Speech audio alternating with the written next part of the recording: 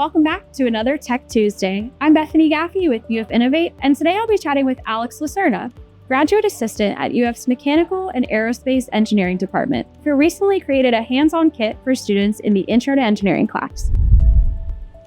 Thank you so much for joining us today, Alex. Could you tell us a little bit more about what you do here as a graduate assistant? Of course.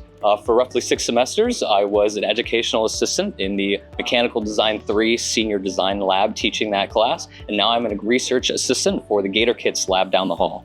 You've actually been working on a hands-on activity for some of the remote students in the intro class. Could you tell us more about that? Absolutely. So here at the University of Florida, we have an Introductory to Engineering course for our intro students who think they want to do something in STEM or engineering but don't necessarily know what they want to do.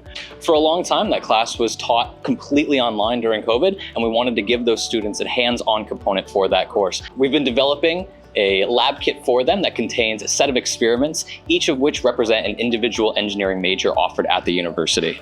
This is the mechatronic alligator as presented in the lab kit that we have designed and 3D printed for the students. The lab that I'll show you here is one of the most fun labs for the students in that we use the nature of alligators being cold-blooded, being attracted to light and heat sources to regulate their internal body temperature. And we give the students a light source that they can then use to move the gator's head around, and it will follow the heat source. And this in particular demonstrates electrical engineering for the students as it looks at triangulating light position based on photoresistors. It was designed for the remote students, but has shown such great successes that we've actually implemented it into the in-person students as well.